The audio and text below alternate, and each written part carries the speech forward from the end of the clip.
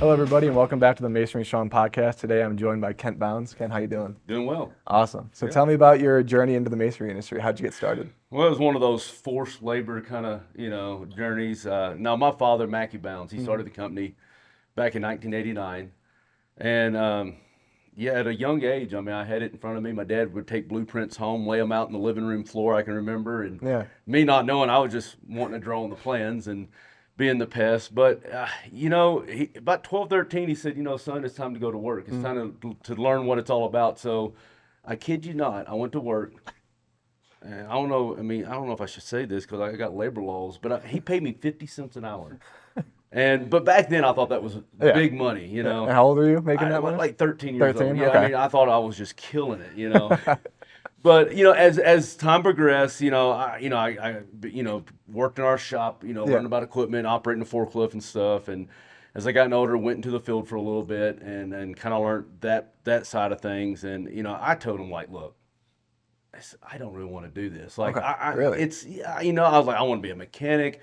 It's hard work. You get out there in the heat and the labor, and it was just like, this is tough. Yeah, absolutely. Like, I want to do something else, Dad. But I went to school, went to college, went to a community college, and there was a job right next in the same town. Okay. So I worked there all through school during the summer, and I, started kind of project managing. I was able to project manage that job, help with all the church, purchase orders and change orders, and I still got in the field and help the guys, and it's something that piqued some interest. So after that 2 years, we just had some guys decide they was going to leave our office as project managers and start their own business, and Mackie came to me and said, all right, you can go to 2 more years, but you can start right now. I said, all right, I want to try this. Okay.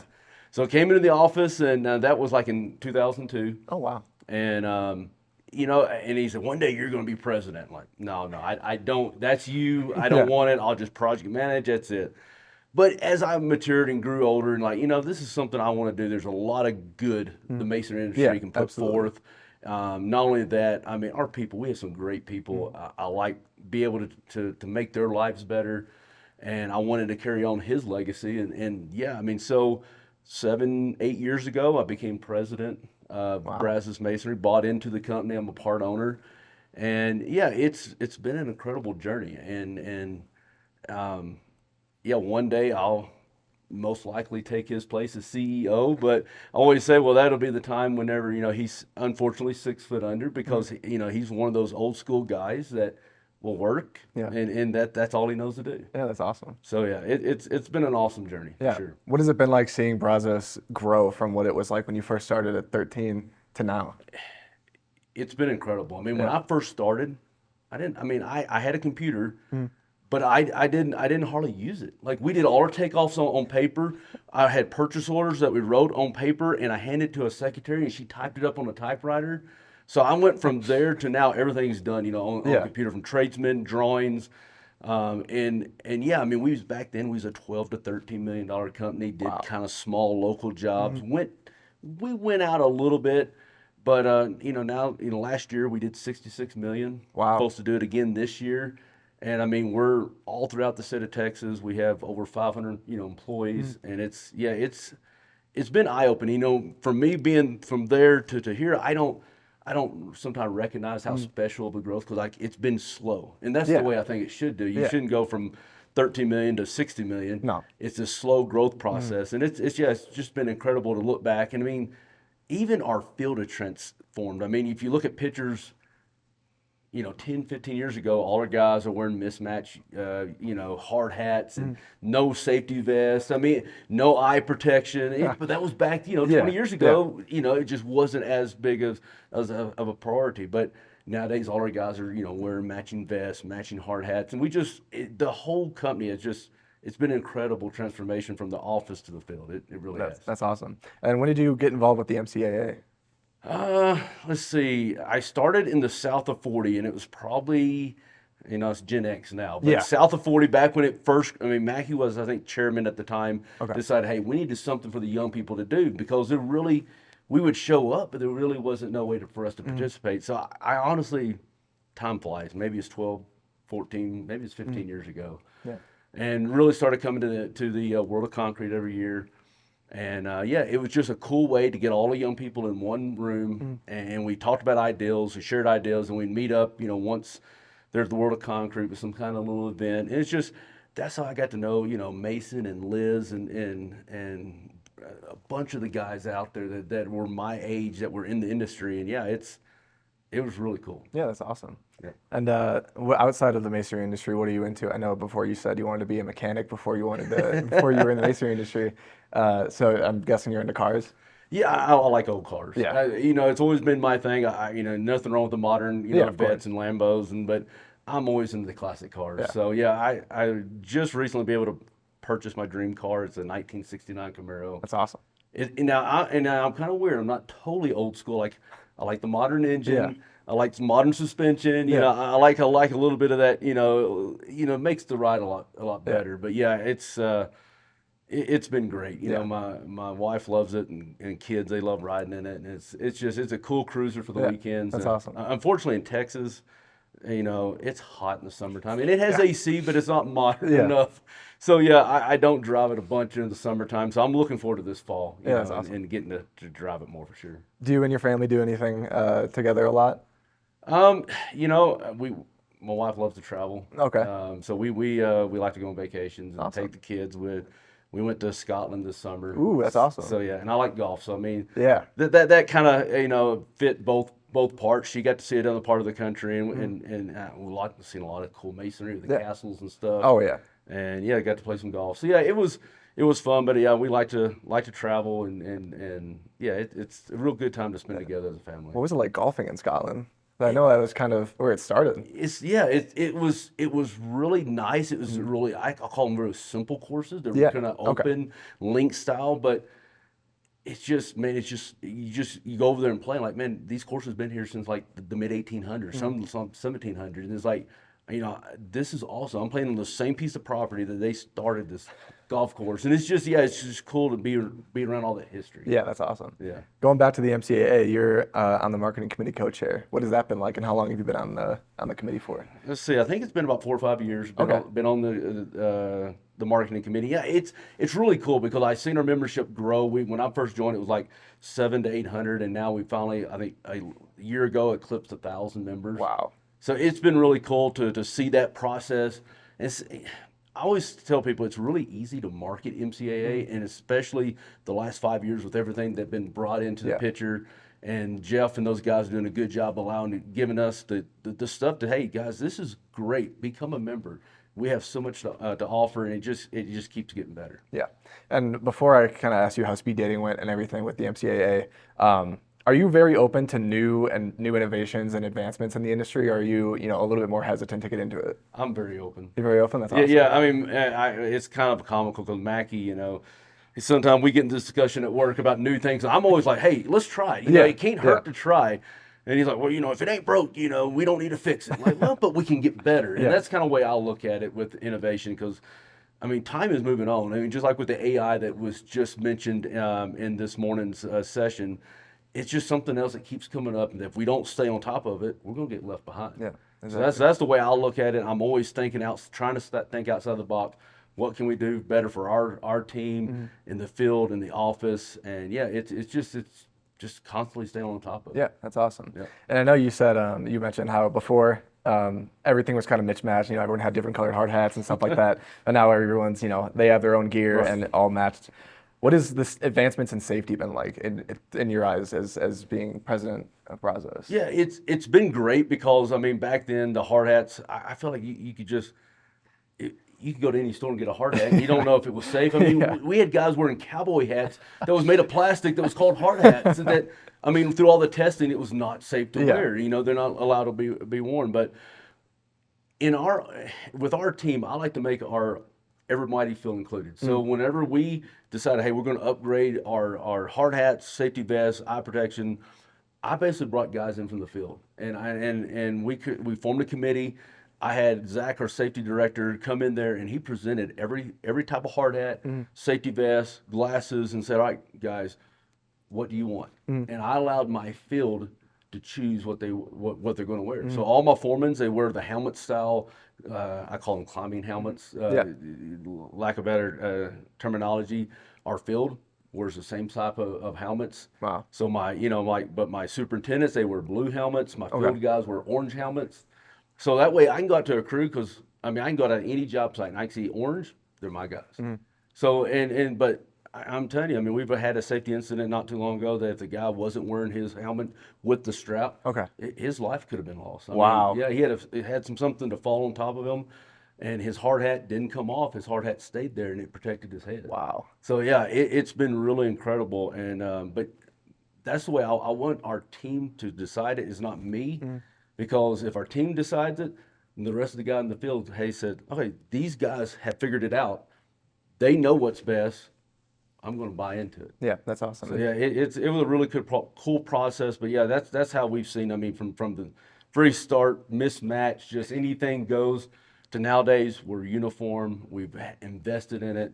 Our people has invested in it, and that's the main thing that I like. Yeah, and even more on safety, I know that there's been a new heat rule implemented. OSHA's been huge on providing hydration and other benefits during the heat. What has it been like for you as president of Brazos to see your men being taken care of? See, in Texas, without even OSHA having to regulate anything, we have to take breaks. Yeah, of course. When it's 105 out in job sites, I don't want my guys. From about April to May, we start preaching about heat. Really? Heat exhaustion. Yeah, starting then, we start our weekly meetings on job sites, talk about heat. Every morning we're going to talk about heat, hydration. I tell guys, don't go home and get wasted every night with drinking alcohol. It's going to dehydrate you the next morning. No energy drinks. Yeah. And it's teaching and drilling into those guys. So yeah, like with us, OSHA tells you 15-minute breaks. Okay. Every 2 hours. We're already doing that. Yeah. Because that's one of my main concerns every summer in Texas is just heat exhaustion. Because it can creep up on you. We all have been there. We're working outside and we feel sick. It's not fun. Yeah. And I want all of my guys to go home each day safely. Of course. And that's our main goal. So yeah, it helps that I have some backing from maybe, from the government, from OSHA, to like tell GCs, hey, look, these guys are going to take a break, and it's regulated. But regardless whether they were going to do it or not, we have to do it. Yeah, that's awesome. And just speaking of, it's like you said, you and your father, back when he was still, you guys didn't always see eye to eye, but now hopefully I get to interview him at World of Concrete. He isn't here right now, but what do you think it's been like for him to see you take over the company? And just like, you know what I mean? That would be interesting, because I'd like to know his response. Now, we think we're two different individuals. He's very, if you ever have met him, he's very strong-willed, strong-minded. And yeah, I think it's been tough, to be honest, because it's been his baby. Of course. Yeah. He started it in 1989. And it's probably tough. I sometimes try to put myself in his shoes. Like, I think it would be tough to know that I've created this legacy, this company, and now even though he's my son, I'm giving it to him and allowing him to run with it. But there's things that I know that I'm doing different that he necessarily wouldn't do. But I think in the end, he it's been a good journey. I think I believe he's proud of where we were and where we at right now. But yeah, it's that'll be an interesting question to ask him. I'm excited to interview him for sure. But I know you're into like motorsports and stuff like that, ATVs and stuff like that, razors. I believe you went to the dunes a couple times. Yeah, there's a place in Oklahoma called Little Sahara Sand Dunes, and it's a fun time. We go out there with about 40 or so friends from our church, and that's awesome. Yeah, it's a good time. We camp out, we cook out every night, and it's I like the riding. As I gotten older, my body hurts. I don't like it. I don't go as hard as I once did, but it's fun to get out there. And it's just a good community, and we have a good time. We camp out and tell stories, and it's always a good time. Have you been into them like that kind of activity since you were a kid? No, growing up, I didn't have full. We had a little fuller, but I always tell everybody my mom and was really protective. I didn't do it like whenever I got married, I got the ATVs and got the car and stuff. But no, I didn't go like skiing or snowboarding after I met my wife, and before I met it was I guess it wasn't my wife at the time, but she got me into snowboarding. So nice. it was like all that I started after I was probably, 18, 19 years old, and like, all right, I'm going to have some fun now. Have you ever been somewhere like this with mountains this high? Oh and yeah, snowboarding? I go to Colorado. Oh, nice. About every year and for about a week with some friends, and we my wife snowboards, I snowboard, my daughter skis. Oh, And, nice. and it's a good time. I love it. I Awesome. really do. Yeah. I know you got 2 girls, correct? Correct. Do Yeah. you see them venturing into the masonry industry, or is it too young for that to kind of One is think about that now? 13, the other one's 3. The one 3, no, she 3. don't care. I mean, Okay, it's yeah. all about, Yeah, her of next course. fun thing. Yeah. I don't know about 13-year-old, but we'll see. I think this next year she wants to come into the office and maybe help file some papers and help kind of, earn some money Yeah. too. So 50 cents an hour? Yeah, 50 cents. I may raise it to 75. Times have changed. I don't know. We'll Yeah. see.